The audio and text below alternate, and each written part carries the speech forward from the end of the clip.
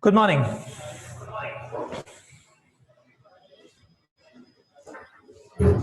One time,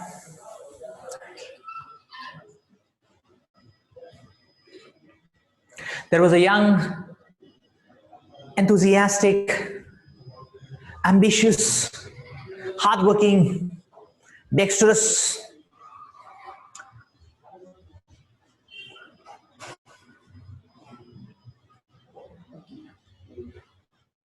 young frog, student frog, and he wanted to pursue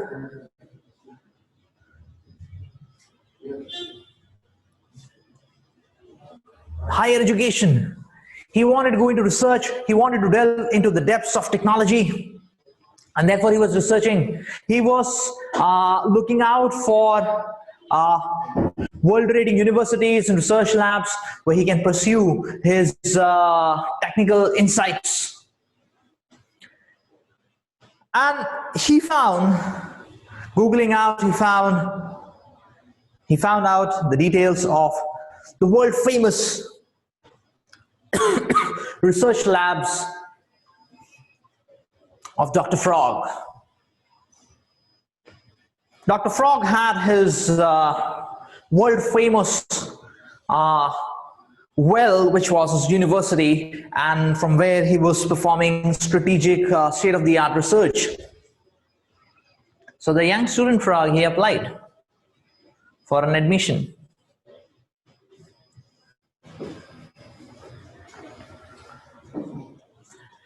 He was called for an interview, and here he was standing in front of the world-famous scientist, Dr. Frog. And the young frog was a little intimidated, the young frog was a little timid, and the young frog was approaching. And Dr. Frog, he looked at his resume, and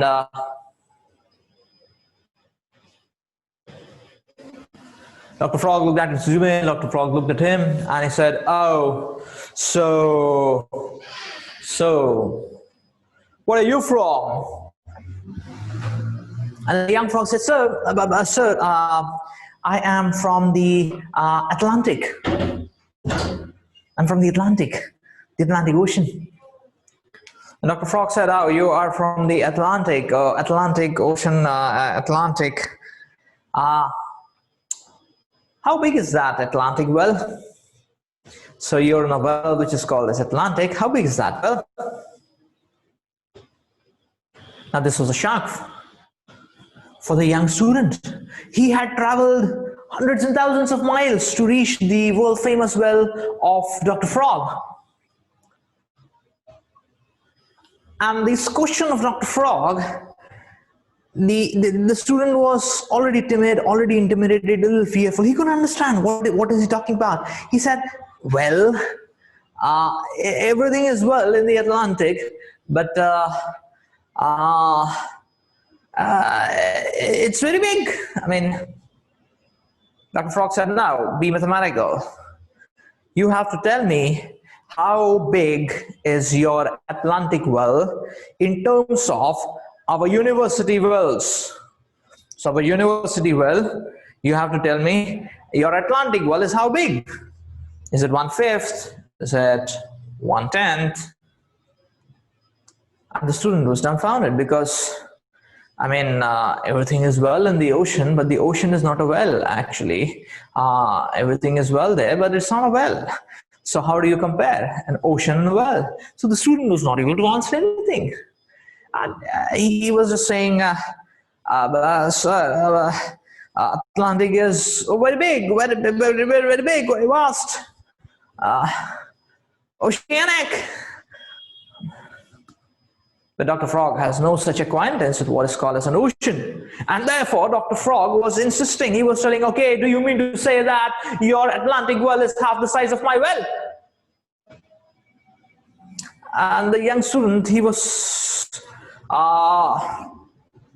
so nervous. All he could say, bigger. And Dr. Frog said, "So you mean to say that your Atlantic well is the same size as my well. Bigger. How big? 2 times. Bigger.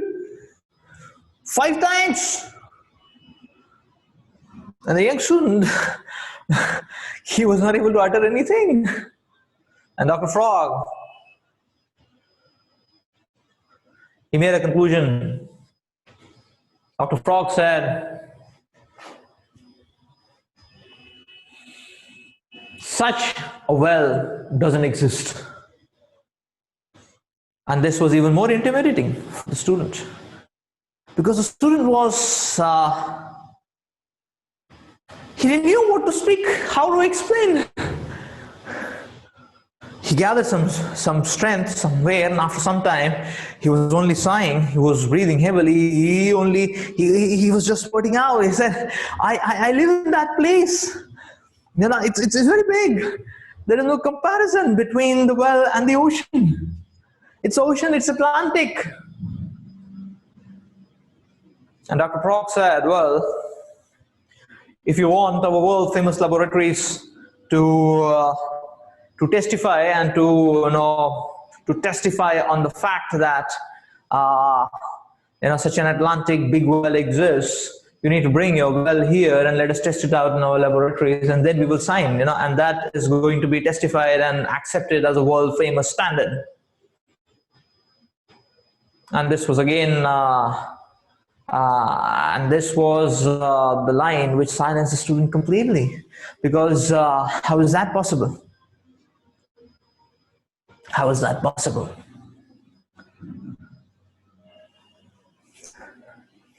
So many times,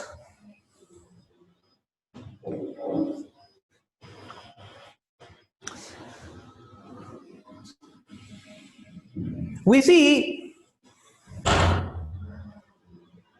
there is a focus, an overwhelming focus on knowledge and quest for knowledge, and mankind takes great pride in trying to keep the surge for a forward motion on. So that's all fine. That's all okay. But we need to understand a very important factor. The important factor is that it's not just forward motion. We need to also think about what is the vehicle in which we are traveling. What is the vehicle in which we are traveling? What is the equipment and the instruments we are using to pursue the quest for knowledge forward? Because every instrument has its limitation. Just like every instrument has its limitation. We were giving example of the analogy of a vehicle. Every vehicle has its limitation of speed. So if one is riding, say, a bicycle, then whatever way one works hard, then one cannot cover a great amount of tangible distance. So the forward drive is still as good as not moving forward much on a holistic absolute scale. That's the point. So that is why we were talking about, or that is why this anecdote of this episode talks about a Dr. Frog, who is a famous scientist who knows how to research. His insights and acumen about research is perfect.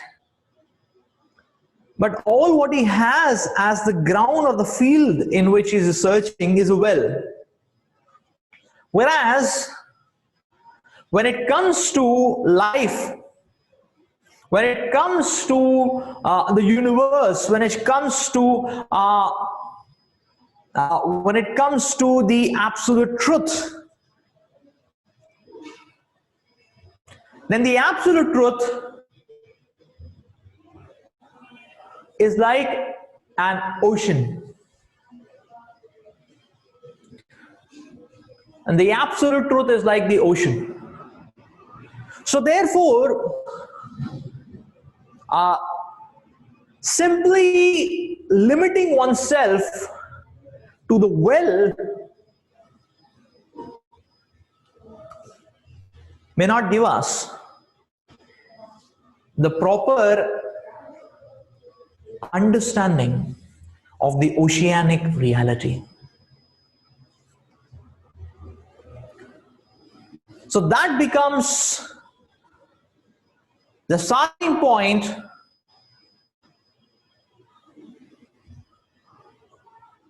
of today's discussion on accessing the absolute truth. So does we start, or does we delve into the science of epistemology? Epistemology means the science of cognition. How do we get to understand the knowledge of things around us? How do we get to understand? That's where the well was coming into picture. So although the humanity is moving forward on a quest for knowledge, but at no stage we can become so arrogant and proud as to say that I know everything. Because all what we use is simply wells. If you ask any genuine physicist, there is a punchline explanation about what is physics all about, which even Nobel laureates and great scientists acknowledge.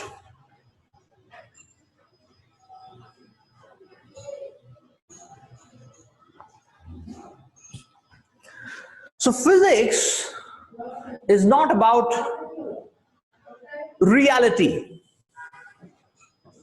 Physics doesn't tell us what is reality.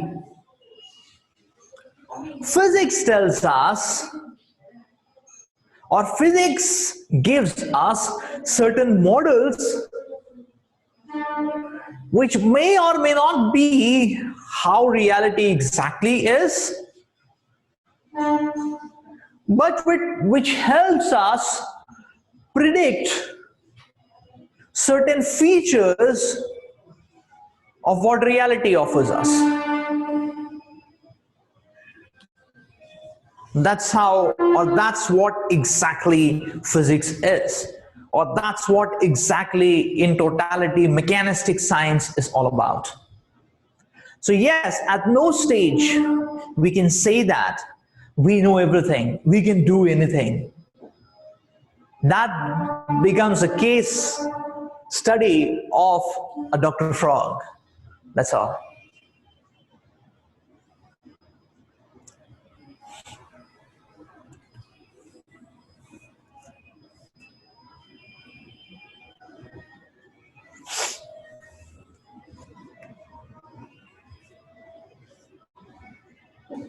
Yeah.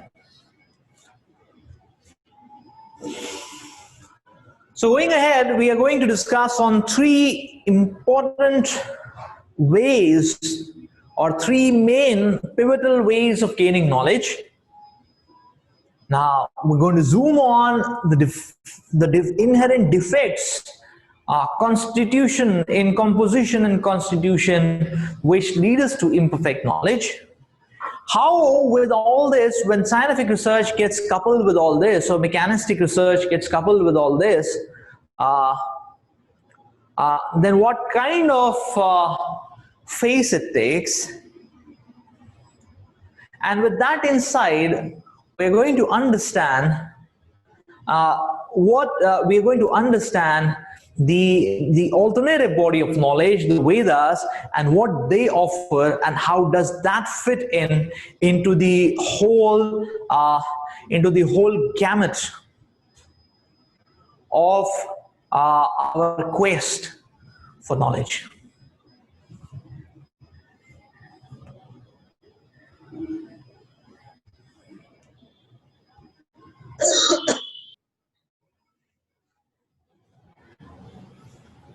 So this is an experimental laboratory scene. One time there were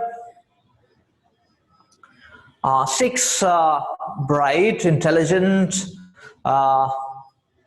hardworking, smart,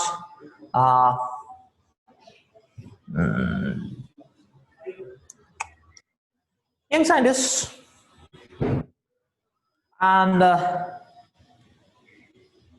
they wanted to do the experiment of what does an elephant look like.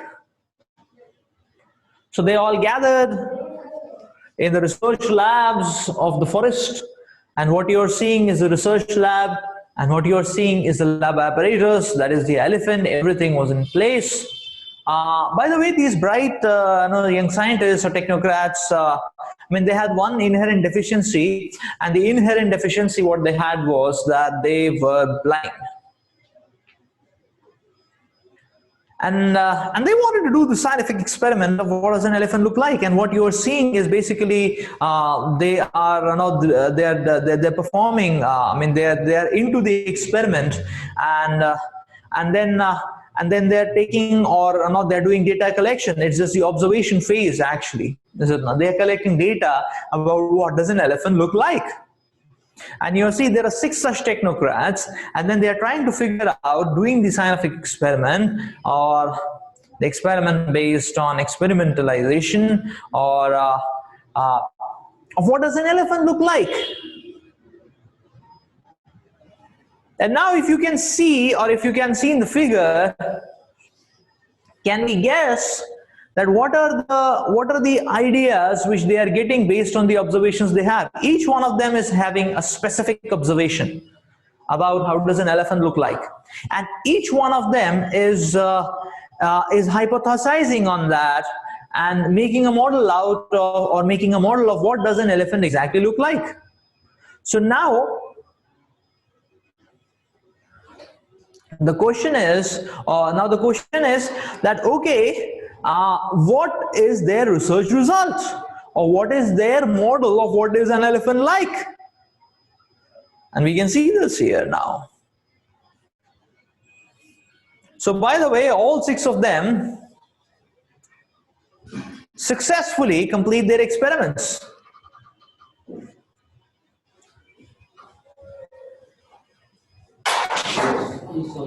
And these are the research results which they publish in IEEE journals about what does an elephant look like. So now this is very interesting. 6 interpretations of what does an elephant look like based on 6 different observation sets, is it not? 6 different models of what does an elephant look like, and everyone has a good enough data to show and project, is it not? So now let's try to analyze. The question we want to put forward here is, where lies the fallacy? Is the fallacy in the design of the experiment? Is there a problem in the research labs, the forest? Is the apparatus faulty? Are these technocrats or young students at fault? Yes, they are blind, but now the question comes is that, if is that blindness of such a permanent nature that they can never improve? Are they going to be in ignorance throughout?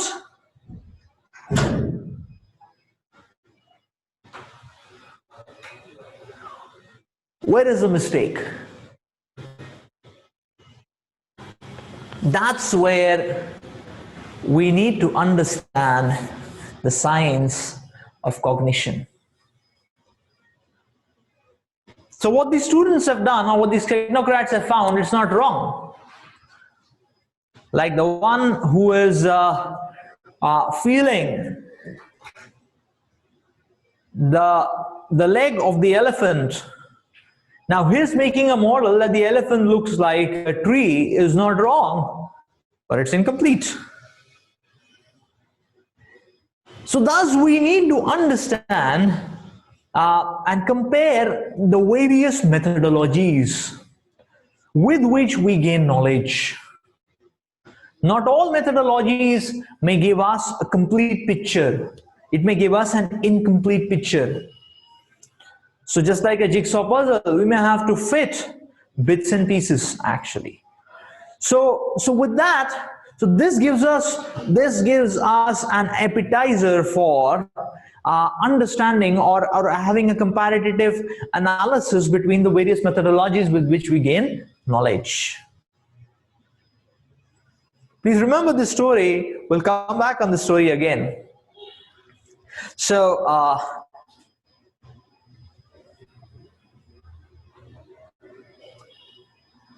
there are three prominent ways of gaining knowledge.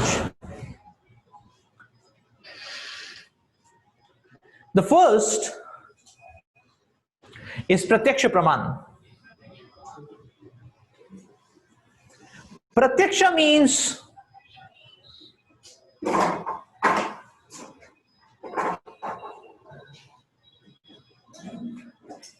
that which can be seen, heard, felt, sensed. Experimental, what we can grossly perceive with our senses, that's Pratyaksha, direct perception. The second type of Praman is Anuman. Anuman means hypothesizing, modeling, hypothesizing, analyzing, that's Anuman. And the next is Shabda. Shabda Praman means gaining knowledge from an expert, an authority in that field.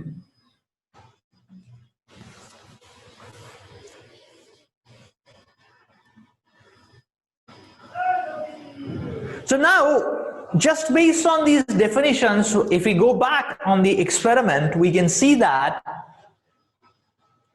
Now, if you want to take a quick review of, okay, what are the methodologies which these young students applied in trying to figure out what does an elephant look like? They applied Pratyaksha because they were doing data collection, is it not?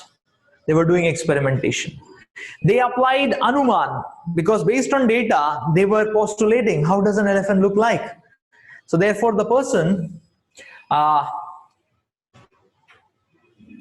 the student who guessed that the scientist was, the elephant was like a snake, it was based on his feeling the trunk of the elephant.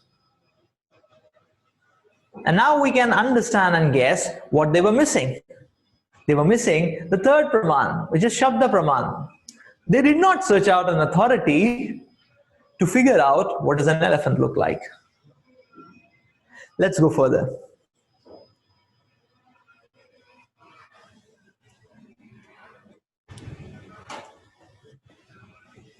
Pratyaksha Praman, direct perception.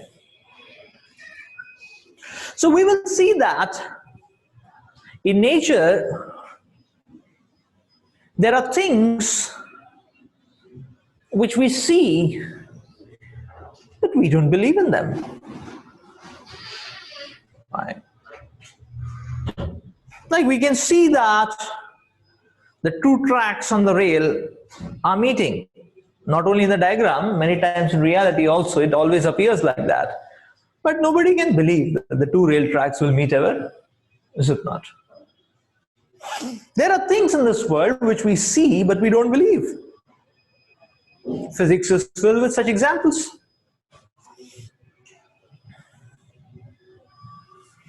Yeah, a stick in water appears tilted.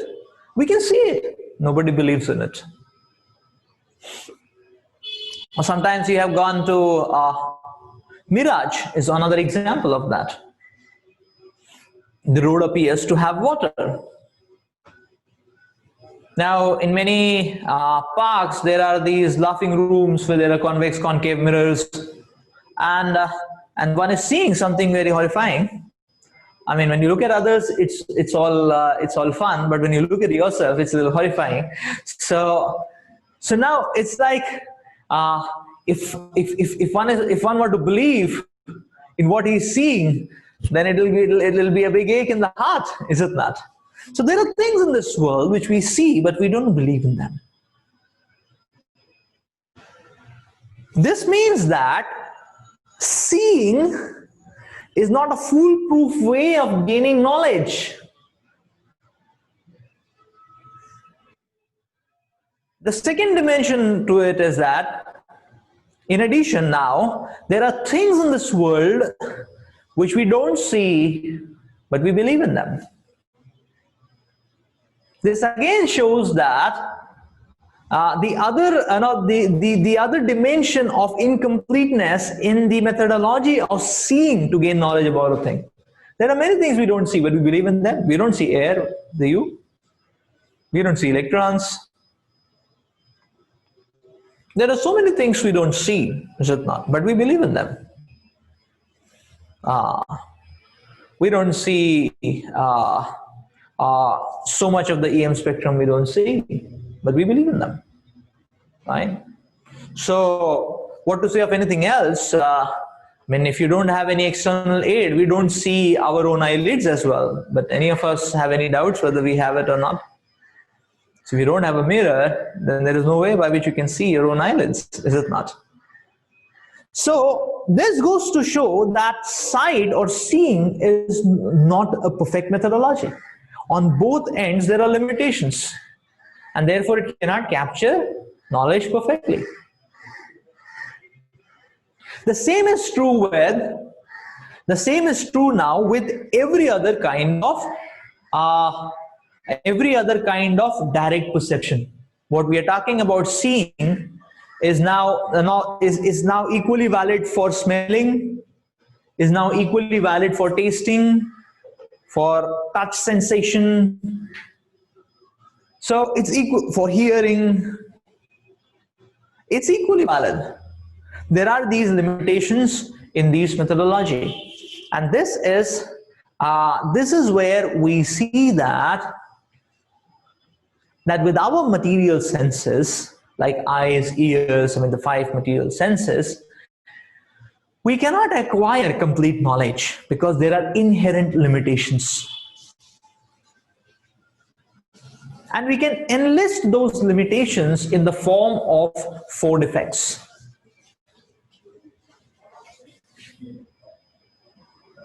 Now we can try to understand that, yes, when we base research or quest for knowledge simply on Pratyaksha as a methodology, then we will see that because this methodology involves seeing, feeling, hearing, tasting, smelling, it involves our senses. So therefore the theories and the information which are based on that are bound to change. And this is what we can validate in the history of the evolution of science, where theories and informations are changing constantly. They are changed, they are updated, they are modified because we possess these four defects inherently.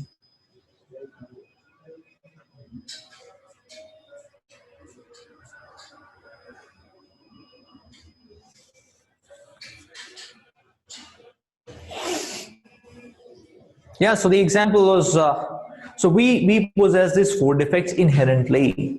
And these four defects are the imperfect senses. The senses in themselves are imperfect. We have a tendency to get illusioned. We get a tendency to get illusioned.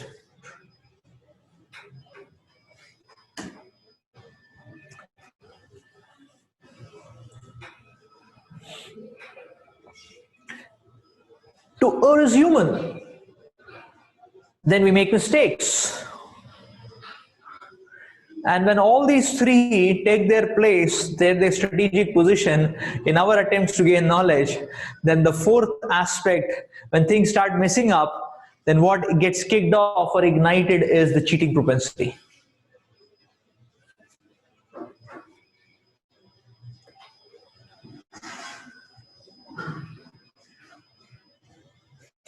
The imperfect senses.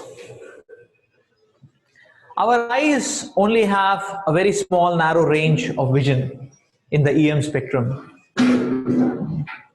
It's 4,000 angstrom to 7,000 angstrom. That's all. Similarly, our ears have their own range. It's 20 hertz to 20 kilohertz. So I think it's yeah. So there is a limitation. Therefore, you can see there are certain whistles which can bring a dog. I mean, but no sound comes out. The dog comes running. So we don't hear frequencies, high frequencies. So that means we have these inherent limitations. Now here a question comes is that, or a question may project is that, okay, our senses have limitations. But now if we try to raise a question that but science is evolving, technology is evolving, so we are coming up with greater and greater gadgets, and our gadgets are becoming more and more precise. So the precision of the gadgets can overpower the inherent limitation of the senses, and therefore we can get a better knowledge of, better and better knowledge of reality around us. Does it sound logical? Is there a catch in that? Or is it okay?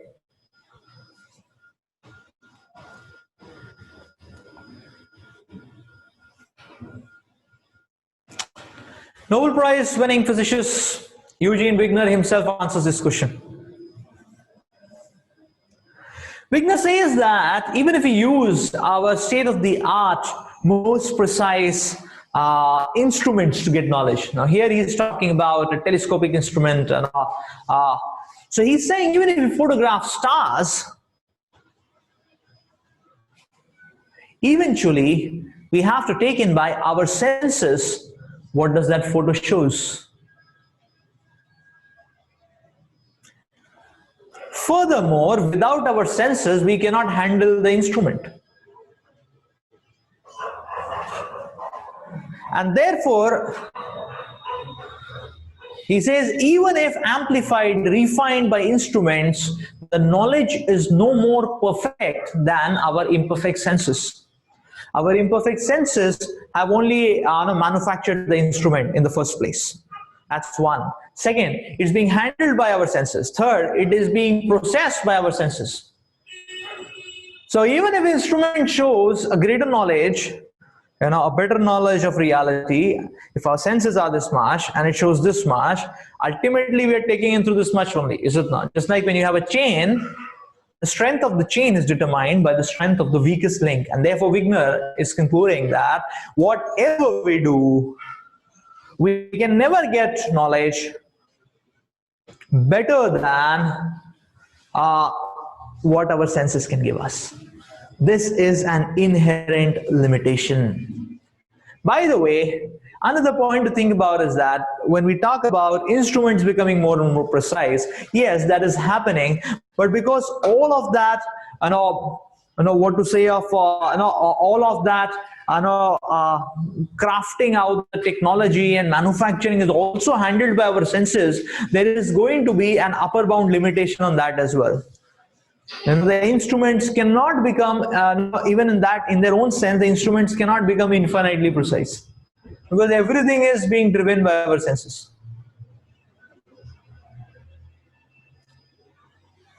The next is the tendency to get illusion.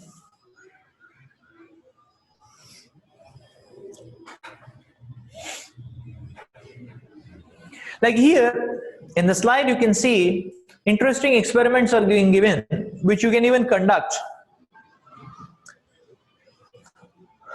The first one is about an orange. So we can take an orange, take some sweet item like gulab jamun, take a lemon, So now take a slice of the orange. Second step, eat gulab jamun. Take another slice of the same orange. Third step, take lemon. And then again take the slice of the same orange. All three slices will taste different. Is it not? So when one is conditioned by sweet, then the orange will appear sour. But after tasting lemon, the orange appears sweet. It's the same orange. It's a slice of the same orange. Now similarly, the example is given of a bucket of water. Now we can put our hand in refrigerator and then put it in a bucket of water. The bucket of water at normal temperature, I mean at room temperature, will appear quite warm. Is it not? But if we but if our hand has been has touched the heater or has been if we have been working in a furnace and then you put our hand in that same bucket, it appears colder. So this is called as conditioning. The interpretation of the data what we get or the stimuli we get is based on our previous track history. This is called as conditioning.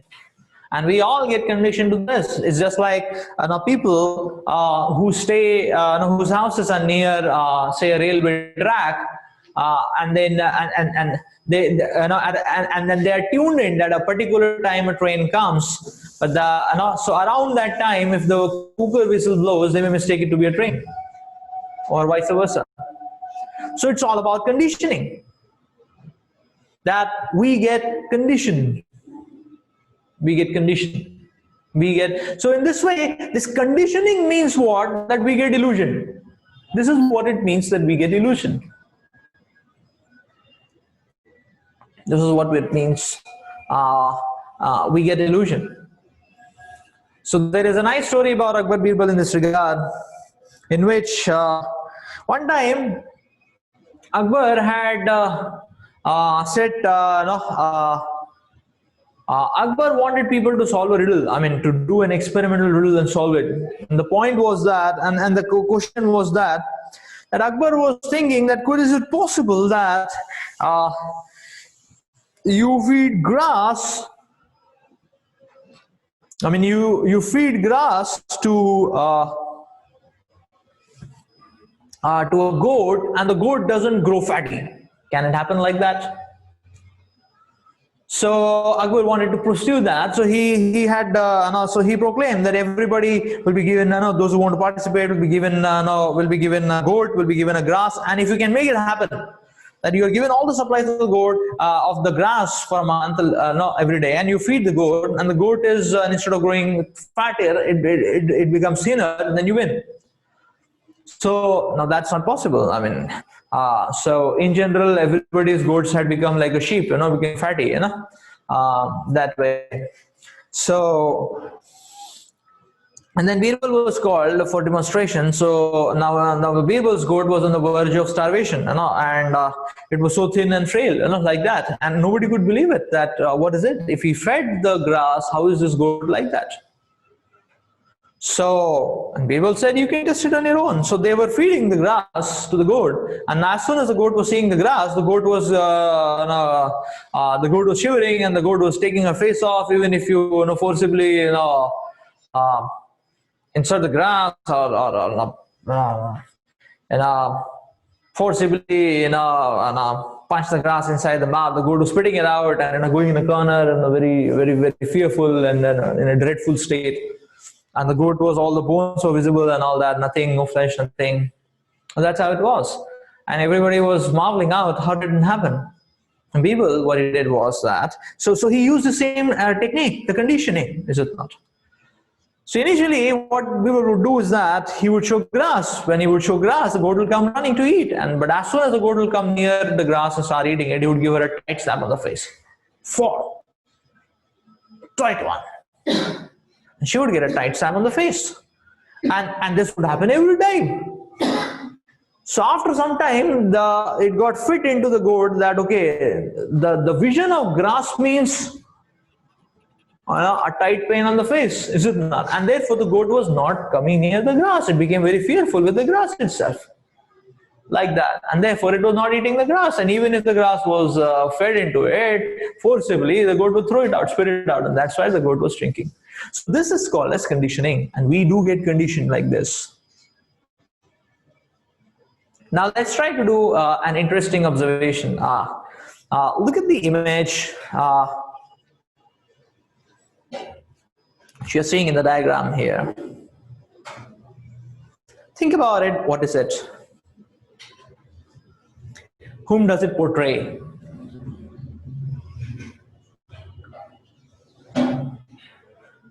This is the portrait of whom? I mean,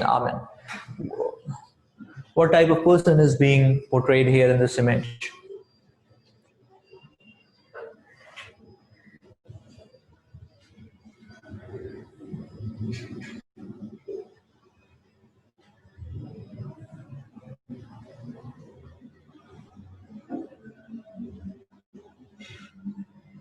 You can write answers in the chat if you want.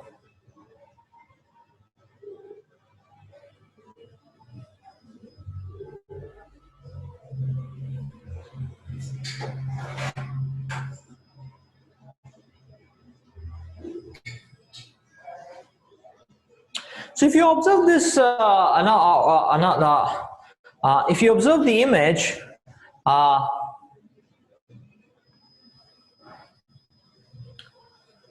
if you are able to see that this image is portraying an old lady, are you able to see that? This image is portraying an old lady. Now, if you also see deeply enough and see from another angle and deeply enough, this image, now from one angle if you see, it portrays an old lady. If another angle we see, it portrays a young lady. So some of you may be seeing an old lady, some of you may be seeing a young lady, some of you may be seeing both, and some of you may be seeing neither. So that is the point. So by the way, the old lady her face is this side, horizontally this side. And if you turn that 45 degrees, if the reference you turn as 45 degrees, if this is, you turn it 45 degrees, 45 degrees you turn, that's the young lady. Now the young lady is facing in that direction. That means the chin of the young lady is the nose of the old lady. So the point is, many times reality is like this. So now you see reality. Now, is it a young lady? Is it an old lady? I mean, it can only be one type of lady. But this image is showing it can be both. I mean, from one angle it's appearing to be old lady, from another angle appears to be young lady. What it is a big debate. So this is called as optical illusion. So this is basically called as selective vision. Selective vision. So based on where we are seeing and zooming and focusing, based on that, that is the inference what we get. Now the question or the point to ponder over is that when our scientists and researchers are using the same eyes to make inferences about what does a microscopic or a cosmic patterns look like, will we not get into the same kind of trap of old lady, young lady? Is it not? So now there was a big debate in science about what is light? What is light? And here was Newton, and he was making the point that no, light is a corpuscle, it is a young lady. It's a corpuscle, is it not? But then there came Heisenberg, and Heisenberg said, no, it's not a young lady, it's an old lady, it's a wave. Is it not? So now, light is corpuscle or wave, is same particle or wave, is same as, is the same question as, is it a young lady or is it an old lady? illusion. Have a look at this figure now.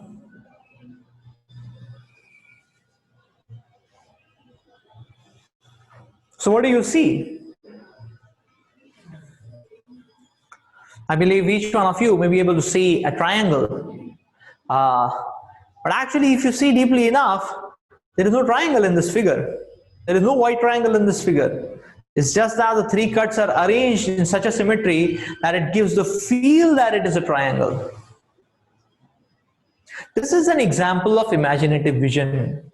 And the same what we are seeing here, then we are imagining a form, this same thing effect can happen when we see microscopic objects, when we see cosmic objects, we may land up in the same kind of errors because of imaginative vision.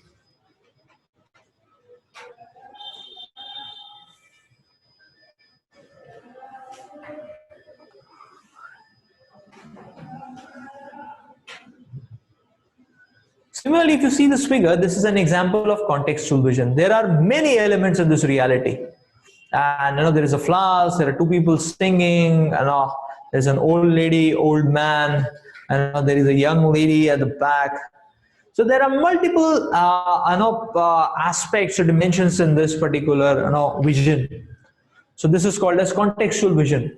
And no matter whatever we do, we may miss out on some of them. We may absolutely miss out on some of them. So, there is an earring, there's a wine bottle, whatever. So this is called as contextual vision. So this goes to show that our methodologies may occlude or eclipse reality.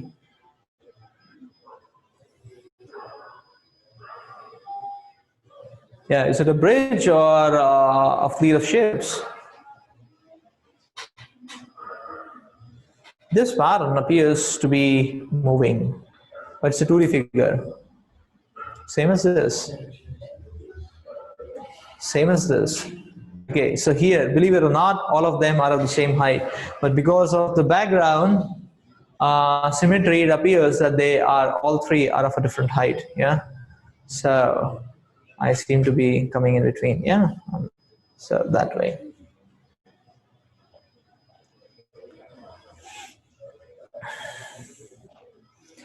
Yeah, similarly, if you focus on the dots in the center and move your head backward and forward, you will see both the circles are moving in opposite directions. The inner circle moves in a different direction, and the outer one moves in a different direction, clockwise and anti-clockwise. More examples of defects here. So this was illusion. Now, owing to this, now you see, therefore it becomes, now it becomes all the more natural that yes, it's so natural that we'll commit mistakes, is it not? We have limited senses, imperfect, we get illusion, naturally we'll commit mistakes. And mistakes are not always innocent, mistakes do take a big toll. Mistakes do take a big toll. So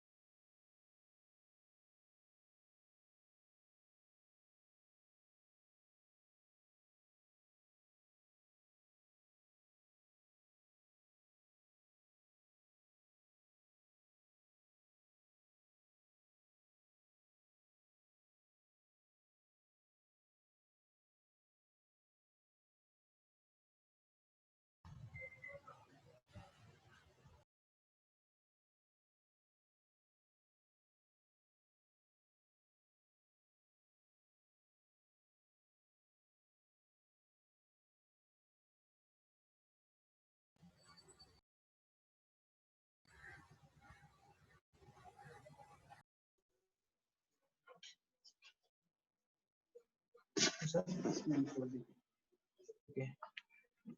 So are you able to hear? Okay. So, so in the meantime, as the PPT is coming back, mistakes are harmful. Like say, for example, in America, 90,000 people die annually because of medical mistakes. Medical mistakes. So now,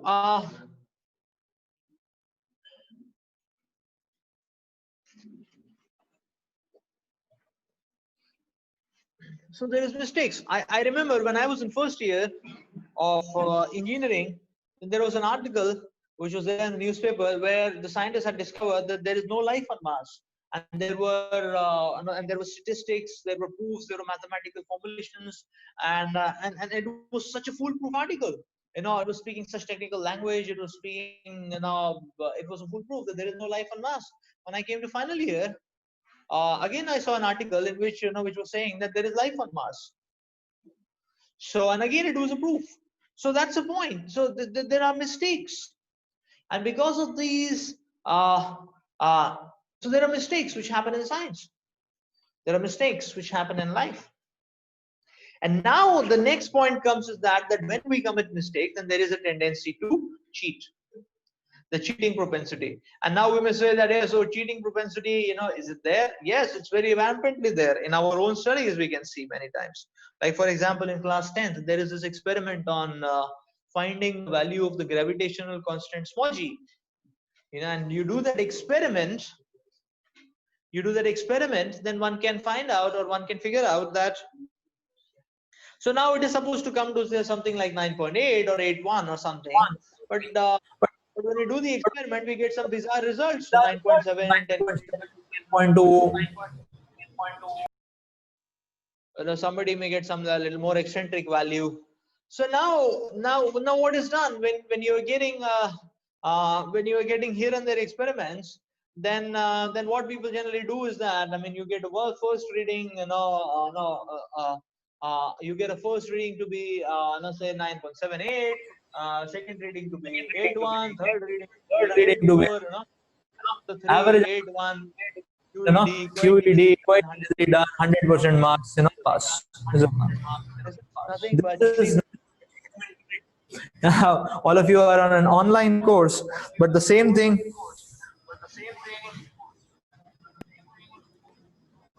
Yeah, so all of you are in an online course. But you will see that. But the same thing happens in physics electronics experiments.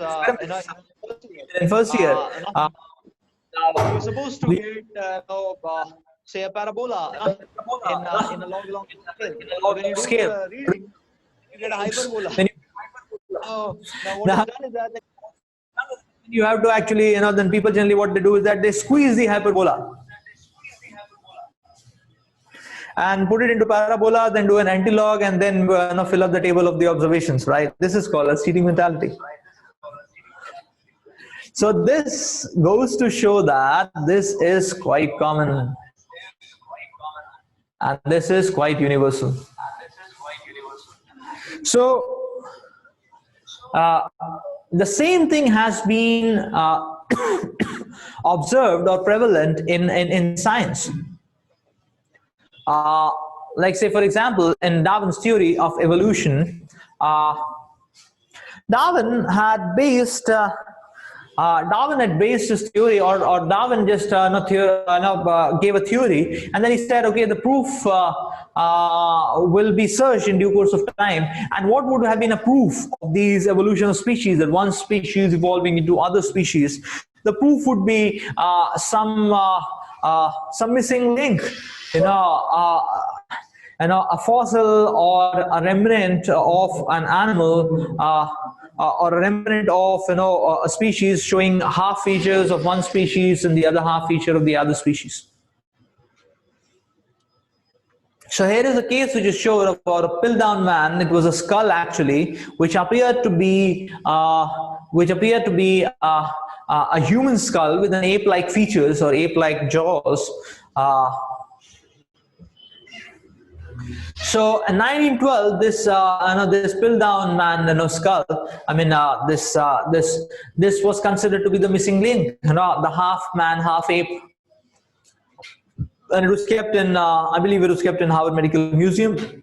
And around 40 years later, when some students were researching on it, they actually figured it out that that it was a human skull and it was a human jaw, but it was filed to look like an ape. So this was a fraud case, and like that, there are many fraud cases in science. That's cheating propensity.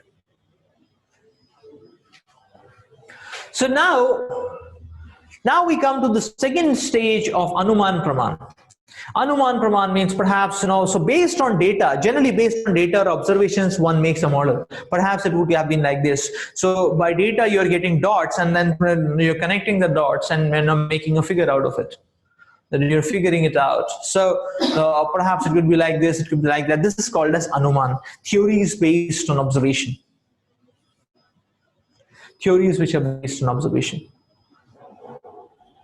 So hypothesizing or theory is based on observation. So just like Rutherford, when he was trying to figure out what is an atom like, so basically what is an atom like? So basically he was bombarding charged particles, and I mean basically he was bombarding basically he was bombarding charged particles, and then he was saying that okay, most of them are going straight. That means most of the atom is empty. Some of them are very heavily deflected on one side. That's how he concluded that yes, in the center of the atom there is a very dense positively charged particle, and then others were a little bit deviated on the other side, and that's how he understood that. Actually, that's how he coined the concept of an electron crowd. Actually, so these so this is hypothesizing based on observations. But then but now if we try to evaluate, hypothesis is all about speculation. When it is based on data, it is still speculation. Just like suppose you happen to pass by a street, and from the house next to the street, if we are hearing very loud voices, angry loud voices, speaking harsh hot words, exchanging like that, then now the question comes of what is happening inside.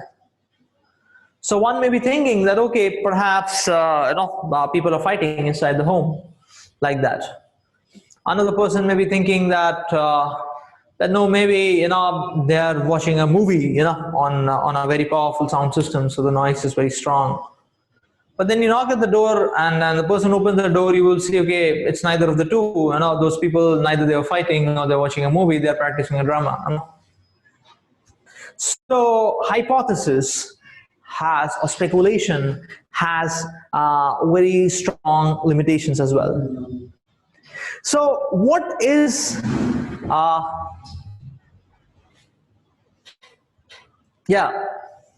so we see as an example Charles Darwin. Now Charles Darwin himself speaks in Origin of Species that I'm a firm believer that without speculation there is no good in original observation. So he said that okay, after 5 years work, I allowed myself to speculate on the subject, and I drew up short notes and I enlarged it into a sketch of conclusions which seemed to me probable. So this is an example of speculation. So Darwin himself admits that in 1857 about how this whole model of the species evolving into one another came up.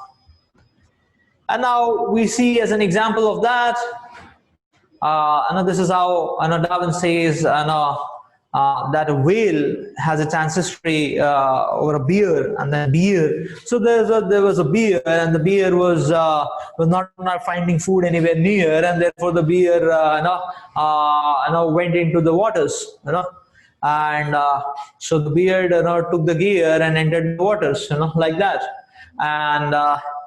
and in the water the beer started getting food, and therefore the next generation of the beer, because what they it became a whale over the species like that. I mean, this is an example of speculation or anuman.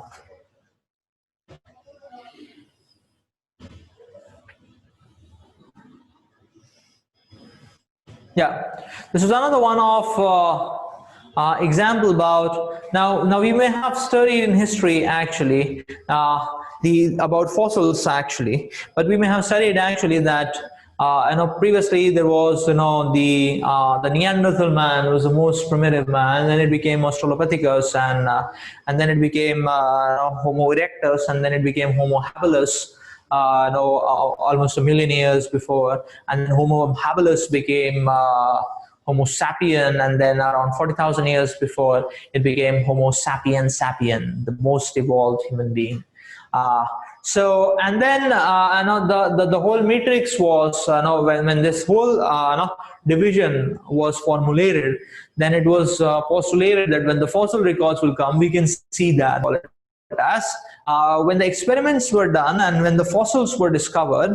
I mean, now the fossil discovery field is completely saturated because the data is immense. The data is millions of fossils are discovered now, but at the time of the postulation of the theory, the fossil research was not, the data was not there. So we find the interesting part is that, or the shocking part of that, we find fossils of Homo sapiens sapien, which date back to even 2 million years before, where we were only supposed to have Australopithecus. That age, Homo sapiens sapiens, which date back to even those years. See, this is the problem with speculation.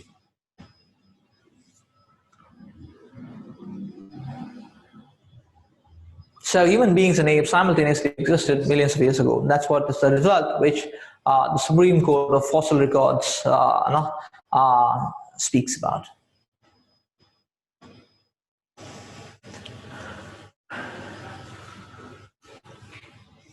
So the modern day mechanistic research based on Pratyaksha and Anuman leads to mistake, and that mistake takes a heavy toll on us, or that mistake has time and again taken a heavy toll on humanity. Say for example, Bisleri bottles. It may be the polyvinyl may be a very convenient substitute for a glass bottle, but then it says that if water is stored in a Bisleri for 6 months, then it turns poisonous. So it's a gadget which helps us, but this gadget is acting like a slow poison. Similarly, say modern day gadgets are like that. Many modern day gadgets give convenience, but then they enhance the person's proclivity towards getting stressed out. So say for example computers. So computers can help aid us, but along with people who work on computers, you will see many of the computer engineers after 5 years they get spondylosis, spondylitis, arthritis, and all that. And mind it, when I'm speaking this, I'm not speaking theory. It's a double shot here, one on the lumbar, cervical, and one on the lumbar. Yeah, spondylosis. So this is not theory. So modern day research or modern day technological instruments come up with such kind of they create a certain kind of convenience, but then along with that there is a big toll which it also gives us. This is exactly what can happen if our research is simply based on Pratyaksha and Anuman.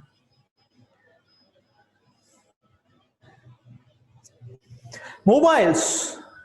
When the mobiles discuss, so with the invention of the mobiles, or with the manufacturing of the mobiles, it captured the world market at a terrific speed, and it entered into people's day-to-day lives, and people's lives started being dependent on that. So the mobiles came, and the wave of mobiles and people's the hype came. Everybody took up mobiles and so on. But then a long time after, a considerably long time after, scientists started figuring out the hazardous effects of mobiles. the radiations. So then it says, okay, so then they say, okay, you should not keep the mobile very close to the ears. Those radiations can damage the brain if you keep it a long time there. So now if you put it in your pocket, they say, no, don't put it in the pocket. The radiations can affect the heart. So you cannot put it in the shirt pocket. And they say, okay, don't put it in the pant pocket. So they may lead to impotency and so on. Now the question is where to put it.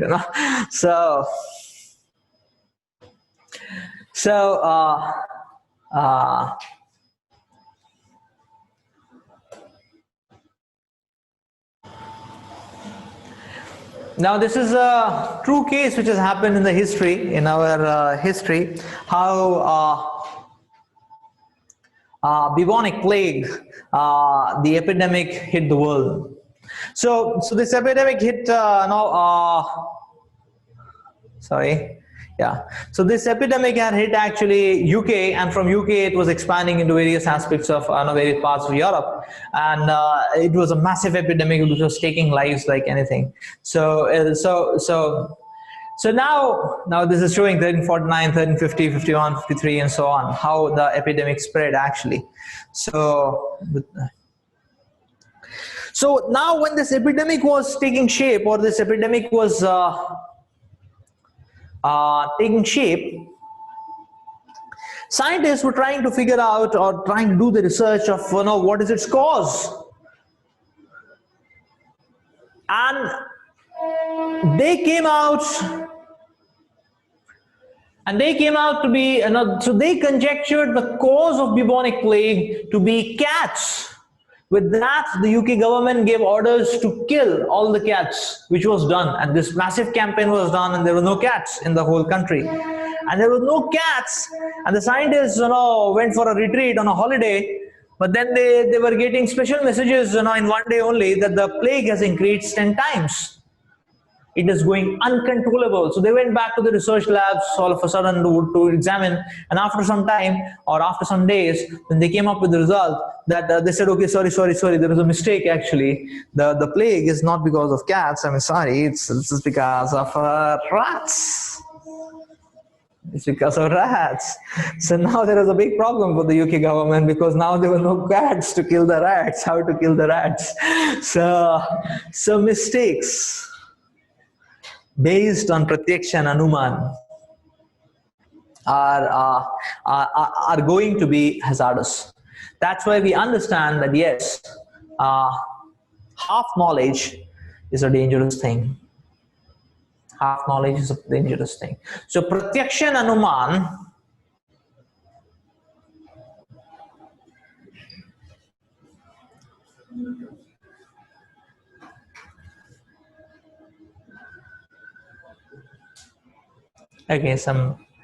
so that's where we understand that half knowledge is dangerous, and that's what can happen with Pratyaksha and Anuman. So now this is not the end of it. We can see that our modern day inventions solve a particular problem, but they lead to not newer problems, further problems, newer problems and further problems. So that's another feature where we can see, just like, say for example, now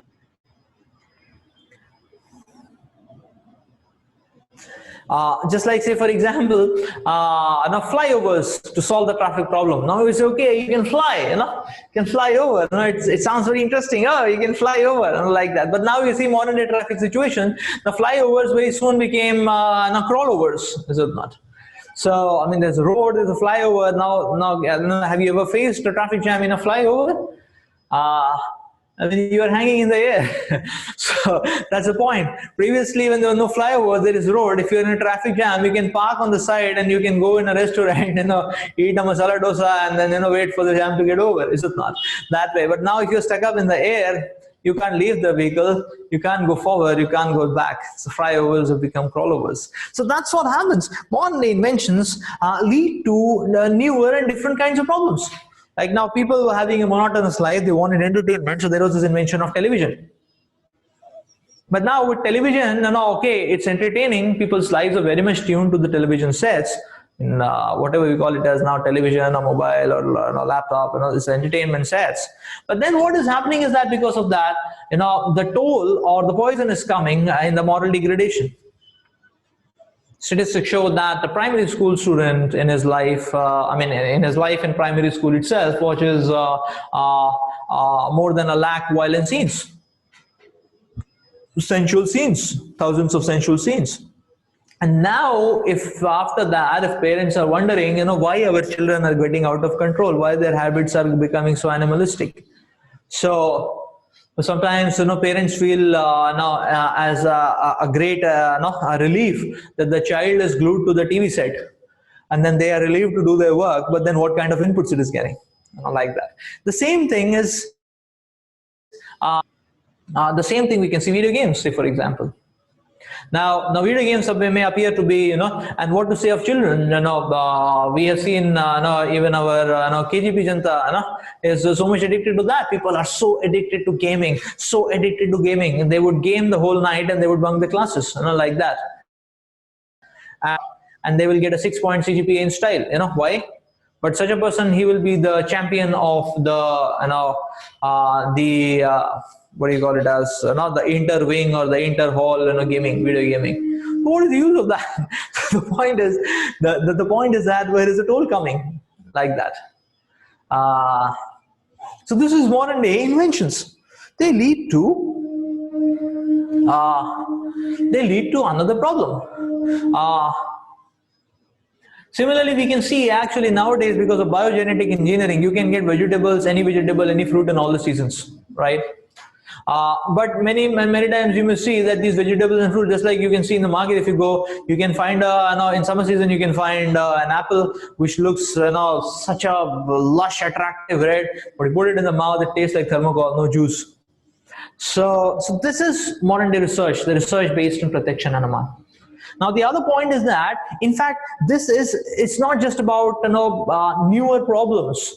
In fact, the solution for one problem becomes another bigger problem. And then the next step to that is that the solution to one problem or the solution to the problem becomes a bigger problem than the original problem. That's what we find.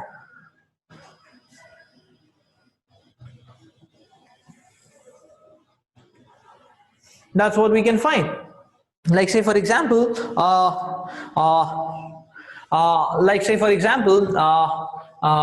the whole system of say home loans. It came up as a very smart move, a very relieving move that okay, even if you don't have money, you can purchase the home or you can purchase any other thing like that. But then and a person may just walk off, he may just with empty pockets, he may just walk in, and he will go into a showroom and he can purchase a Benz and he can drive it, like that. So and then the advertisements and commercials and everything shows only till that extent. But after that, what happens? After that, the person gets EMI, loan payment actually. So now the amount of stress, the amount of turmoil, the mental turmoil and heat which that EMI generates, 20 years this person is going to pay back the loan.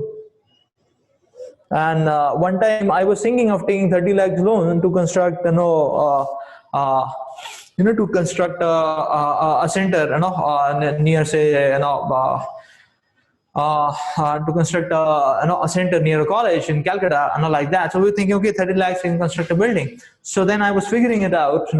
If you want to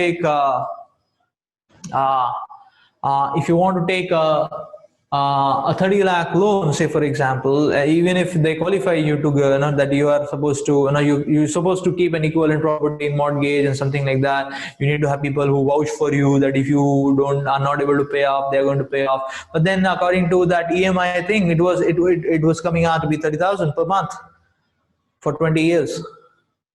And I was calculating that amount was coming to be, you know, the 30 lakh we landed up, if you calculate that amount for 20 years, how much it comes out to be, you're paying 10 times actually.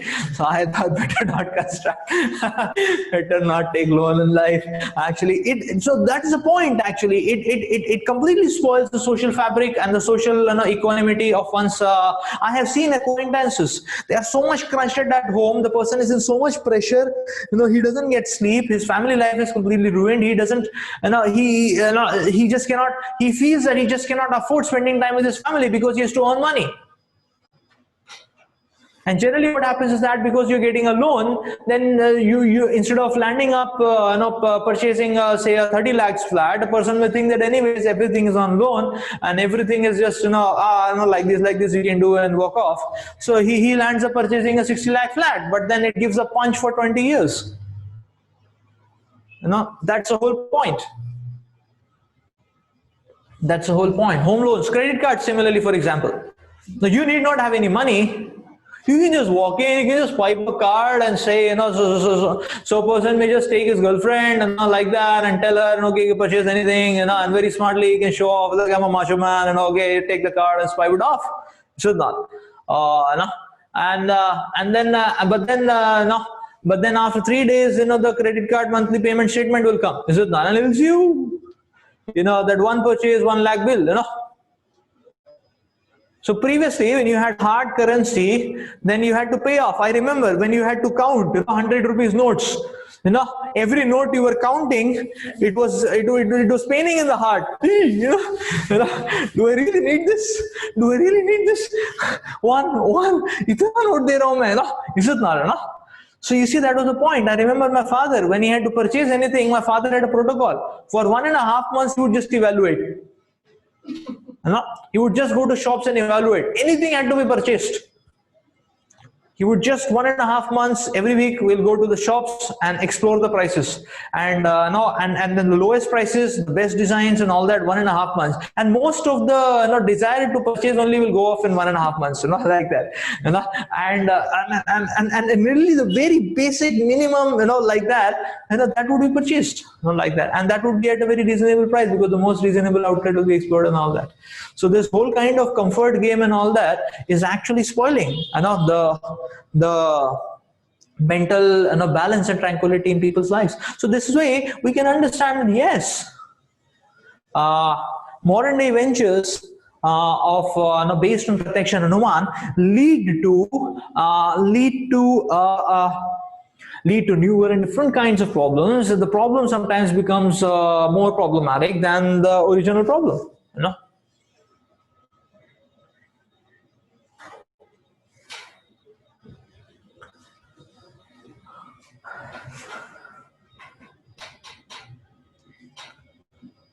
So now the point at which we are coming to is that yes, we can never get complete knowledge by Pratyaksha and Anuman, because Pratyaksha and Anuman are inherently limited. You see, the point is here. If suppose we say, okay, this is absolute truth or reality. But now we saw that, okay, Pratyaksha means that we have these 4 defects. We have imperfect senses. So if this is reality, but our senses can only take this much, then we are getting only this much. In this much, we get illusion. So that means how much percentage of correct data we have? This much. Now on this, we may make mistakes. So it becomes this, right? Now on this, there is cheating propensity. So we get this, it becomes this, it even further narrows down. So that means we are this much, right? It is this. On this, we start hypothesizing and make Anuman that, okay, it could be like this, it could be like that. So all we get reduced to is this. This is what we have with mechanistic science, with the present day methodology of mechanistic science. This is what we have. And now we are wondering, and now humanity is wondering that we are trying so much, technology is advancing so much, why are people not happy?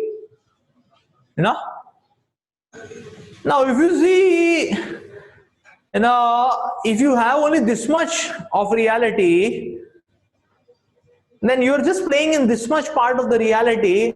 Now, how can you claim to be happy? If reality is this big, and what you have is this much, how can we be happy? It is as simple as that. So it's very easy to say, no God, nothing, everything, whatever way I go, the direction I take, everything, I can figure it out, I can explore, I can drive in any domain, but then the lives of people are empty and unhappy. So the simple logic is, it is very dangerous to operate on a machine with half knowledge, without understanding a manual, So yeah, what you're seeing in the slide is an interesting video. So, but I believe that with zooming, the video playing parallelly may not work out. Maybe our devotees can say, can send you this video.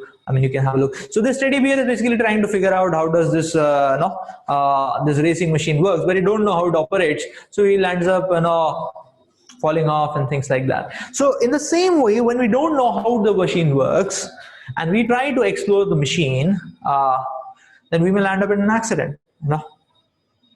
Right? So it's very dangerous to manipulate the cosmic machine without knowing about it from the creator who created it. So just like with any kind of machine, we get a manual.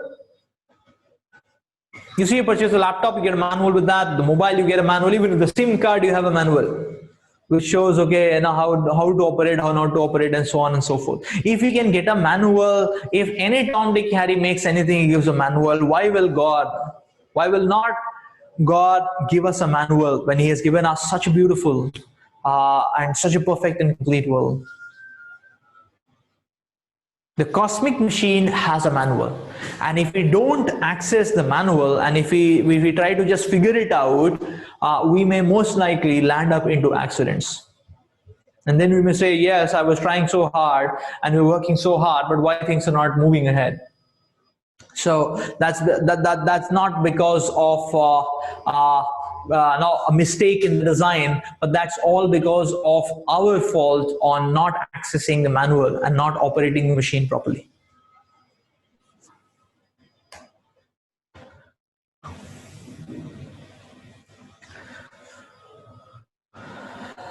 So yes, therefore the answer is that yes, man thought that he can be happy without God if he only has money and comfort. Now he has money, his comforts in his pocket, but all he is finding is stress and depression. Where is the happiness gone? So yes, the 4 defects will keep us in illusion.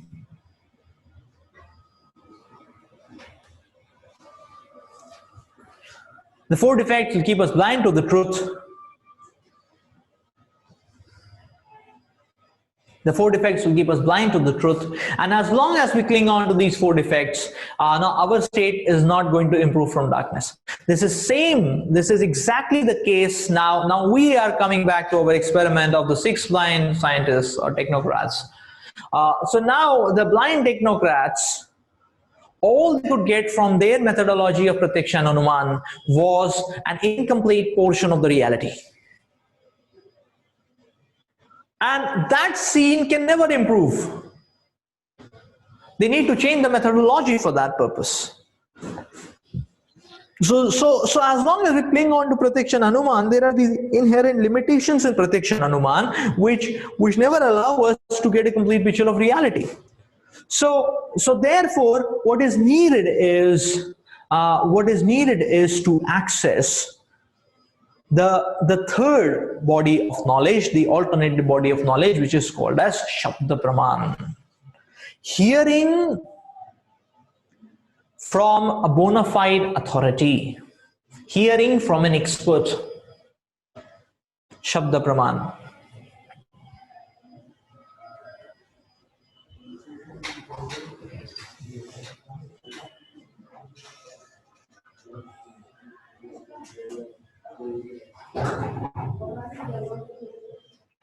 Hearing from an expert. Now, in our analogy of the 6 blind men, what do we mean by hearing from an expert? So now, when it was the question of the experiment of how does an elephant look like, an expert is a person, can be a person who is having eyes. who is having eyes. It was as simple as that. That was a bona fide person. A person who is having eyes.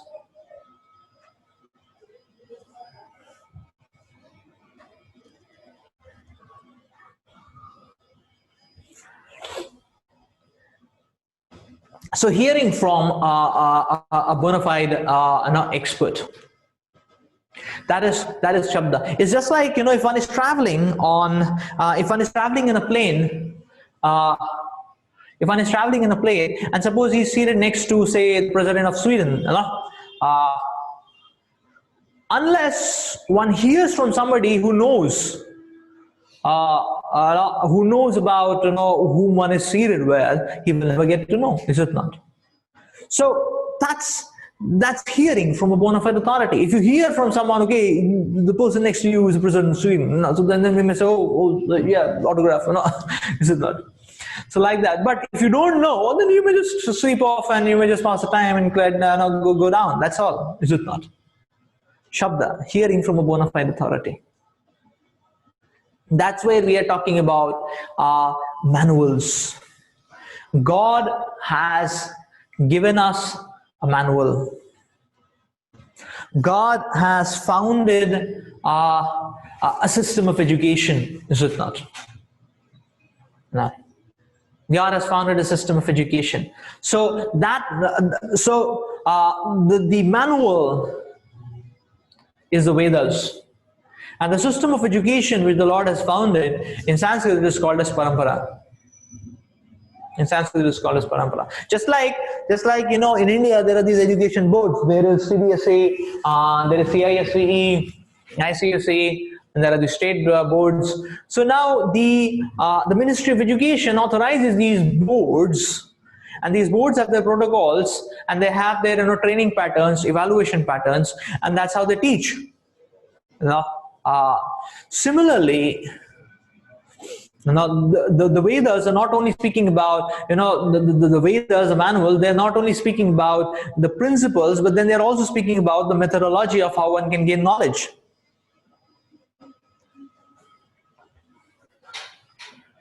So the Lord explains this in Bhagavad Gita, Evam parampara praptam imam rajasayo viduhu. So in Bhagavad Gita 4.2, the Lord explains that knowledge about spiritual sciences can be understood in parampara. So parampara is a succession of teachers and students. A well-established systematic methodology of imparting knowledge, making a crude man into an expert. Now we say, how is this possible? Okay, we are having our limited senses. We are having how is this possible? How is this possible? So it is possible because we can see it by our direct experience. It is the same way in which even material knowledge is being imparted to us as well. Is it not? It's the same way in which material knowledge is also imparted to us. So we see, say for example, if you talk about medicine, so at any given point of time, there is a panel of established expert authorized doctors, and a group of such doctors.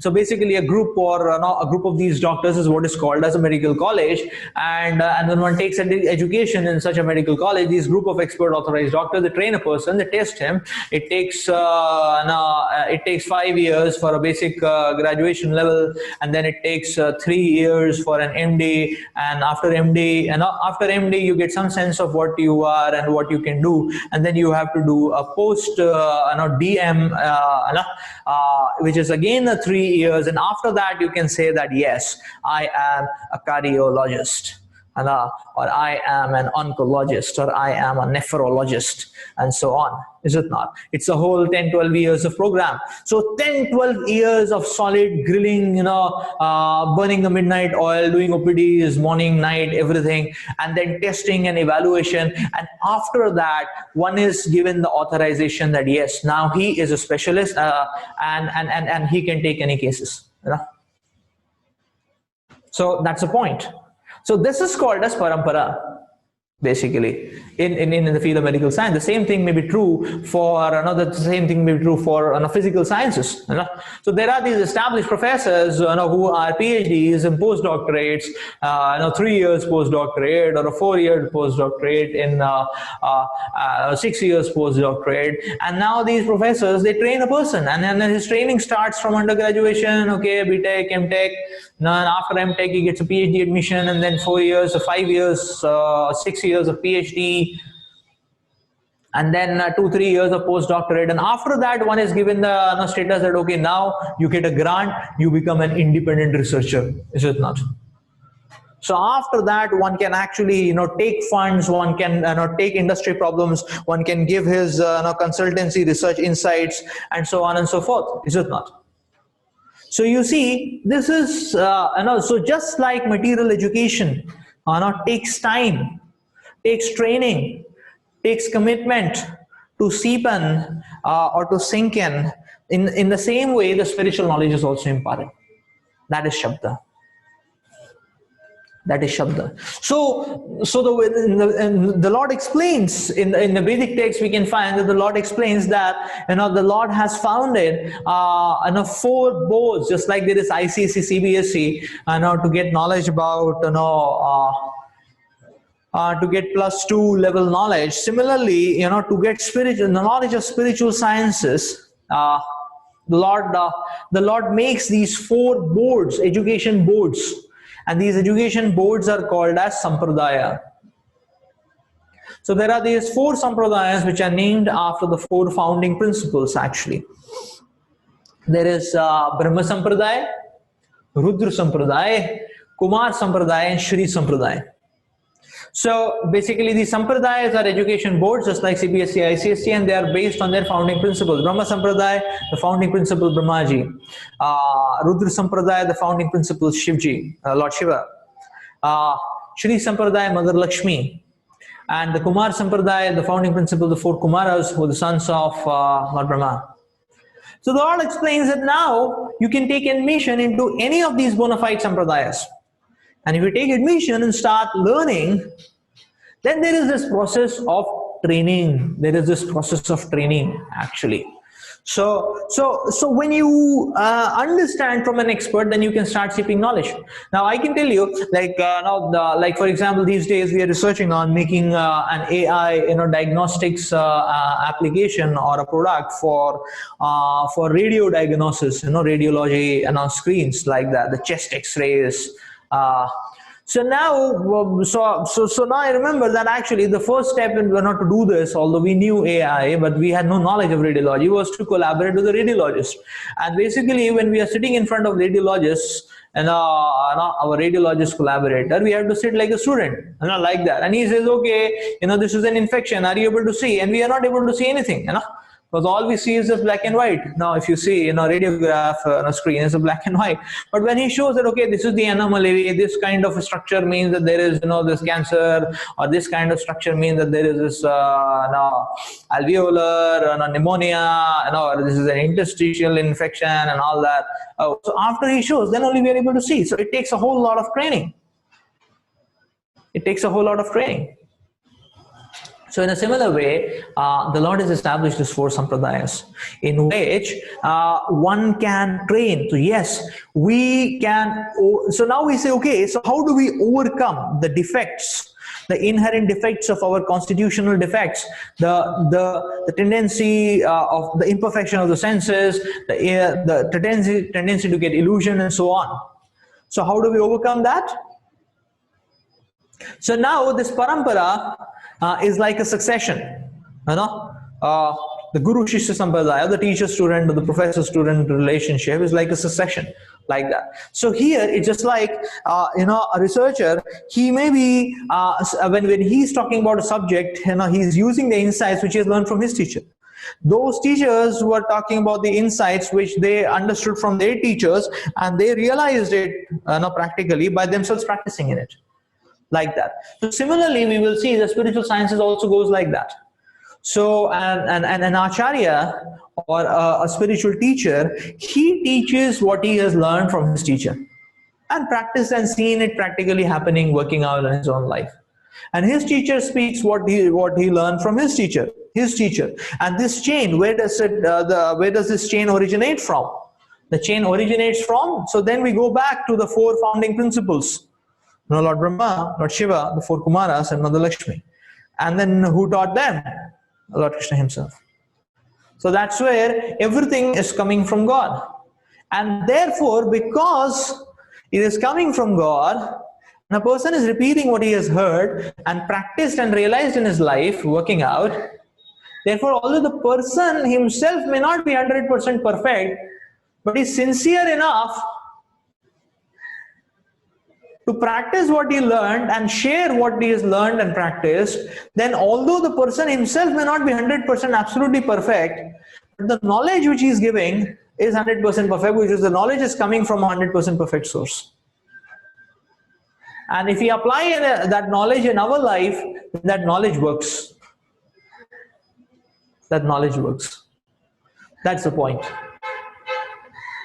So that's exactly like now if you want to talk more in terms of the sense of physics, and we can say that okay, that's exactly like, now to be a voltage source may take a great amount of guts to be that, but to be a conductor is easy. To be a conductor requires alignment. So if the voltage source is God himself, then that source is absolute and pure and complete.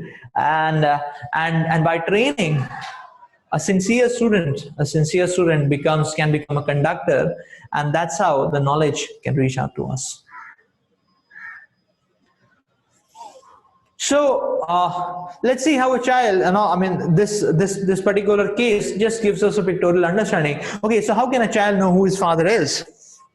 One way is a child can do genetic fingerprinting, test, and by that he can try to estimate that okay, who is the father, like that. So then maybe he has to do first statistical calculation. Okay, what is the world population? What is the population of the males who could possibly be the father in terms of the age feasibilities and all that, and then try to do the genetic fingerprinting, like that. And that's how. And now suppose if somebody is so enthusiastic to happen to do that, even if you say a genetic fingerprinting takes only 5 minutes to do a mock time, still to do all the possible feasible male population, if you want to do the fingerprinting, it may take 800 years, like that. And after that, our instruments will point out 200 men whose genetic fingerprints are so close that you cannot figure out one from the other. Then the child has to go back, bow down to their feet and ask, are you my father? Such a complex problem like that. But is it a problem? But this problem is very easily solved. How that problem is solved? You ask the mother, who is the father? So blind experimentation, hit and trial, just figure it out, try it out, that's called as inductive knowledge. Whereas asking the mother is called as deductive knowledge. So when we embark upon understanding, this material world, this universe on our own, just hammering it out, just figuring it out, the hit and trial, and so on and so forth, we are doing exactly the inductive way of figuring out who is the father. It may sound ridiculous that who gets to know about the father like that, but we're doing the same thing with the world. We're just trying to figure out what the world is like on our own. That's as ridiculous as a genetic fingerprinting to find who is the father. There is a much better way and a much foolproof and sure and secure way of doing things. That's called as deductive knowledge. Ask the mother. So Vedas are our mother and God is our father. And Vedas can tell us who is God. Vedas can tell us who is God. That's exactly what Shabda Praman is all about.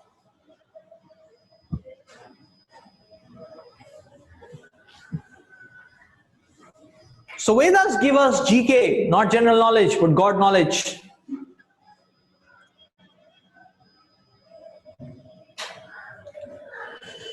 So we see that, yes, this Vedic process of learning, yeah. So the board is called as Sampradaya, and this succession, this successive training setup, that's called as Parampara. So professor is a person who has heard from his guru and practiced in his life. Then there are these authorized textbooks. Just like CBSE prints out the textbooks, you can download it on the internet also, it is available. Like that. Similarly, what are the standard textbooks to be referred to when it comes to spiritual sciences? The Lord has already published that. The standard textbooks for undergraduate studies on spiritual sciences is Bhagavad Gita. If you want to do a postgraduate, there is Srimad Bhagavatam. So yes, there are these authorized books which are published, which are available, by which we can get understanding.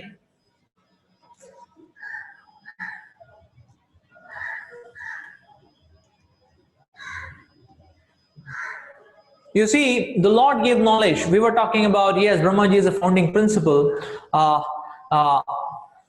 So it is explained in Bhagavatam that the Vedic knowledge was revealed within the heart of the first creating being, Brahmaji.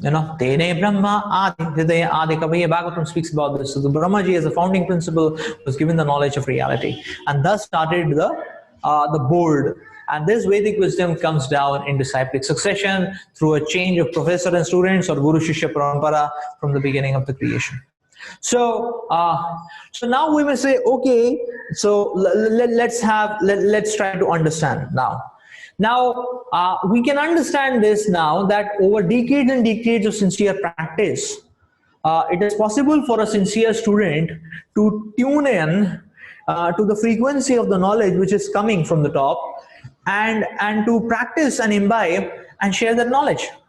It's possible. So in that way, one can overcome the imperfect senses, the tendency to get illusioned, by monitoring and correction and guidance, which happens over the decades. So thus a student, the best student can become a good teacher, is it not? A sincere student can become a good teacher. That's how it happens. Now, if the question comes that, okay, person may have learned, the person may have understood very nicely or properly the spiritual sciences, but then still a person can cheat. He can produce some variations and variants. Who knows Sanskrit? If you know Sanskrit, you can concoct a new verse. Who knows what is written in the scriptures, where it is coming from, and all that. So how do we testify the sanctity in that sense from adulterations or viciousness like that? So that's the question. Now again, we can try to understand this, that you see this is, we can see this, how it works in the material world. So in our material research also, there is this question which comes, is that, okay, how do you understand that this research is genuine or not? Previously this research has happened or not? Is it not? So we see that, okay, that in material research, there are these patenting companies. So any new research you do, you want to file a patent for it, then they search actually that, okay, this research has been previously done and you are simply copying it. There is nothing new, innovative in what you are saying. So they will reject. They'll say, okay, this is not new research. Paper publishing also is the same thing. They will see, okay, what level of research has already happened. And if you have an idea which is looking innovative, then they will acknowledge it. If not, they will reject it. So in the same way, you will see that therefore these boards, these sampradayas are established very nicely. So at any given point of time, there is not one or only one authority. In each sampradaya, there are multiple branches. So there are many authorized panel of teachers, spiritual teachers. And one of the duty of the sampradaya is to basically watch and maintain the purity of the text or the purity of the person. So any one person starts deviating from the knowledge, which is from the systematic knowledge which has to be handled, the other teachers so the other teachers immediately can point it out and ostracize such a person. So that's the point. That's the point. The parampara maintains the purity. The parampara maintains the purity like that. So, and that's how it is. That's how it is. So therefore we have to see that. Now this is very interesting, and this is very amazing. Why? Because we will see that, okay, now when we come in contact with, say, a spiritual teacher, we can always ask him, okay, what is the parampara you're coming from? Is it not? And then if we try to understand, okay, which parampara the person is coming from, the person's teachings can be mapped and matched with the teachings of his predecessor gurus. And that can be matched with the scriptures, that is Gita and Bhagavatam. And if there is any discrepancy, that means the person is not conducting properly, he is not a good conductor, is it not? The principles will remain the same. The applications of the principles, because of the time, place, circumstance and age, may change a bit, is it not?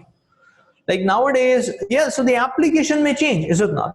Like, say for example, in Bhagavad Gita, the analogy about the soul and the body is given in terms of horse and chariot, is it not? So now we will see in our age there is no horse and chariot. I mean, we don't ride on horses and chariots. We used to do that 100 years from now, before.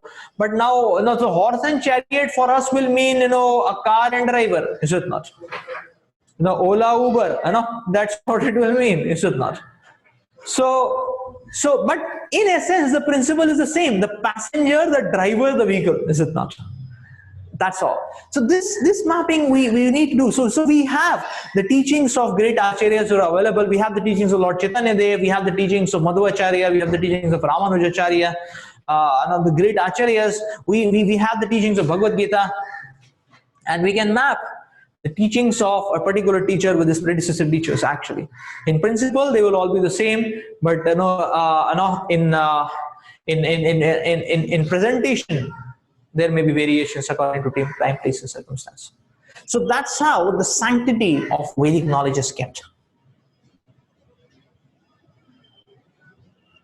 Yes. So now this Guru Shishya Parampara was going on, and in this way, by training, the knowledge was passed. Now from the professor to the disciple, or guru to the shishya, like that. But 5,000 years before, Srila Vyasadeva, a literary incarnation of God, recorded these Vedas in writing for the benefit of Kali Yuga, because he understood that people are going to have shallow memories, low memories, therefore they will use gigabytes, terabytes of data, and but those hard disks will not last for more than few years. Even having terabytes of data on the cloud, still people will find tough time actually to do data analytics and so on. So he recorded this knowledge. Previously, this knowledge was not recorded. People had that memory power. They could grasp, they could hear, understand, it would be there in the memory. But our systems are not like that. Even if we keep things on the laptop stored or hard disk stores, the hard disk get damaged, laptop get damaged, the cloud, so many places in cloud, and then also to give multiple backups and so on and so forth. So Vyasadeva, to help us out, recorded the same knowledge in the Vedas. This is how we can understand that the Vedic texts, the written texts, and the knowledge which was coming in the disciplic succession are essentially the same. So, and then this gives us a testing tool as well.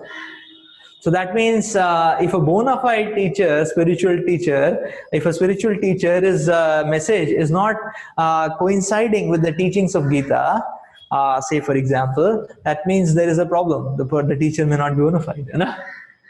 So that's the point. So this is the whole gamut of the Vedic knowledge, the branches of Vedic knowledge. There are two specific branches, Shruti and Smriti. So Shruti is the words which are spoken by God directly, and Smriti is the elaborations or the insights which are given by the acharyas, the great sages, to explain. So Shruti is compared to, or the analogy is given, the Shruti is compared to as a mother talking, and Smriti is an elder sister who is elaborating on what did the mother say. So that's how it is. So now Shruti is composed of the 4 Vedas, the Upavedas and the Vedangas. By the way, Upanishads are part of the Vedas. They are part of the Vedas which give insights about transcendence. And the Smriti is further divided into the Tantra, the Pancharatras, the Itihasas, the Puranas, you know, the Shad Darsanas and so on. So this is this whole tree of Vedic knowledge. So now the point is that now at this point of time the question comes is that okay, so now we are seeing that okay, Shabda is all good, but do Pratyaksha and Anuman have their place value, or are they completely bogus? So this way, now we go back again to our experiment of the 6 blind men. So had they heard from a person who has eyes of how does an elephant look like, after that if they would have gone to do the experiment, then the person who was getting the data by feeling, suppose, the leg of the elephant will say, okay, this is looking like a tree trunk, you know, so it seems to be it seems to be big type sort of thing, so it's the leg of the elephant. It's not the elephant, but the leg of the elephant, is it not? And somebody would have heard the description that elephant is a huge creature, is a big tummy and all that, and now he's feeling that, you know, he's feeling a big wall type structure. He will say, hey, this is looking like a big structure, it's a tummy of the elephant, is it not? And that's how they would have concluded the experiment. In this way, the incompleteness could have been, the incompleteness, the different incomplete bits of the jigsaw puzzle would have come together if one had just heard previously from a bona fide expert. So in this way, we can understand that Pratyaksha and Anuman have their place value. But first Shabda has to come. So if after hearing from bona fide authority, one can use his direct sense perception and hypothesization to validate what is told in Shabda. So the Shastras are completely practical. It's not the Shastras, it's not literature. That okay, once upon a time, one type of a world and all that. It's our world. That the Shastras are speaking about our life. They have a direct impact on our hearts, our day-to-day lives, and the Shastras are so practical. And therefore, so one should use Pratyaksha and Anuman to validate Shabda. Otherwise, what happens is that if you take off Shabda, then it is, then at best, what one gets is incomplete knowledge. And when incomplete is considered or taken to be complete, then it becomes incorrect. That's why although so much advancement is happening, technology, research, everything, still people's lives are empty and hollow. So therefore, Shabda is needed in our lives very prominently. So the whole thing is so here actually when it comes to life, we need to adopt the attitude of a scientist, of a researcher, of a sincere student of science. Why? Because it's just like, say for example, if you go now probably next year when the experimentation opens, you will see, okay, if you go to the electronics laboratory, then they will say, okay, here is an experiment, now here is a breadboard, you're supposed to make some 50 connections, there's ICs and pins, and then you need to make 50 connections, and then you open the power supply and you can see this kind of a graph or a display pattern on the oscilloscope. Now, this is science, is it not? Now, if a person is doing the connections and he does some 35 connections and after that he says, now I'm tired, I won't do anything further, let's open the power supply, what will happen? At best, nothing will happen. But there may be sparks, the circuitry may get spoiled because you have half connected, is it not? 50 means 50, is it not? That's science. Precise, accurate. Is it not? So similarly, we will see the injunctions of the Shastras are also like a circuitry.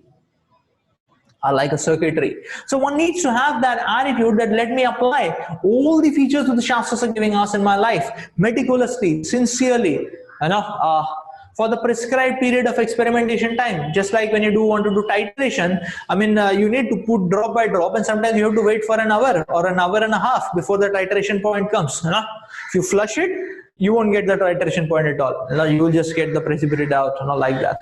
In biological experiments, you may have to wait for a week, 15 days. when we do experiments in research, then you may have to wait probably for 10 days, 15 days, a month actually before you get the results. But that's what is science actually, that patiently, with focus and with determination, we go on accepting the various limbs which are being taught to us, and then we can see that yes, the result can come and directly be perceived in our own lives actually. So let's adopt this attitude of a scientist, of a sincere seeker, of a sincere student, and with that attitude, try to understand and apply the teachings of the Lord, which are being given to us through the Gita, and which are being given to us through these bona fide sampradayas. Thank you.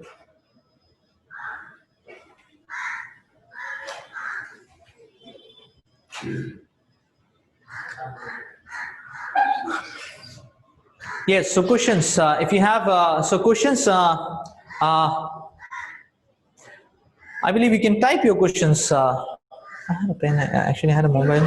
I could have heard also, but Shashank would do. If you have any questions, you can type your questions.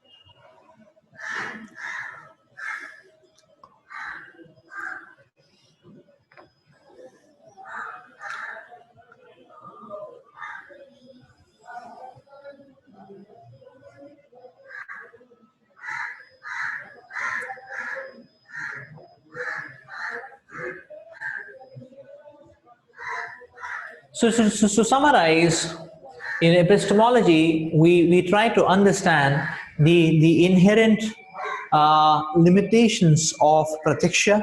When we talked about direct sense perception, the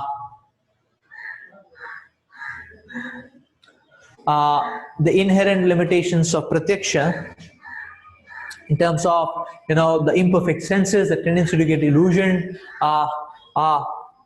the tendency to commit mistakes and cheating propensity, because of which the absolute truth, which is so big, what we get is so small. On that we hypothesize and anuman, what we get is very small. And that's what that's where we discuss that so many researchers based on Pratyaksha and anuman simply with the mechanistic science, they leads to such a harmful effect. They leads to newer and bigger problems, or the problem which is worse than a cure. So we discussed so many examples of home loans, credit cards, TVs, video games, biogenetic engineering, antibiotics. So with that, from there was coming the need to refer to a manual. For this cosmic machinery, and just like any common man, when he gives a product, gives a manual, God, as the most intelligent and the most caring Father, has given us the manual in the form of the Vedas. So in fact, to understand the Vedas, or what is this offering of authorized knowledge, deductive knowledge, we discussed about Shabda. So Shabda is just like a university system which the Lord has established. When you hear from a bona fide person, a person becomes bona fide after decades of getting trained and being monitored and guidance actually. So that's how a sincere, so in fact the word acharya in Sanskrit means, achar, one who teaches by his behavior. So yes, one who teaches by his behavior. So therefore, a sincere spiritual teacher, he is passing the messages coming from God originally. It is being passed through Guru Shishya and Parampara, or the succession of professors and teachers, and therefore the knowledge which is coming to us is very potent because it's coming to us from God. from God. And then we were discussing the four university boards, the Brahma Sampradaya, Rudra, Shri, and Kumar Sampradaya. We also touched upon the aspect that yes, this knowledge was being passed down 5,000 years before because of our memory limitations. So the whole knowledge was being recorded as Vedic texts actually. So and yes, so if we take directions, the goal and the purpose of the Vedic knowledge is for our benefit actually. So we want to become happy. The Vedas also want to make us happy actually. If you refer to that, we can reach to our destination faster. And we don't have to give up Pratyaksha and Anuman, but we have to channelize Pratyaksha and Anuman in the directions in which Shabda is giving us, in the vision and in the direction of Shabda. Then Pratyaksha and Anuman can validate what Vedas is saying actually. And our faith can get boosted up, our vision is going to get clearer. So that's it. So that's it for today, and I thank you all for your wonderful, enthusiastic participation. And we'll be there with you back again next Sunday.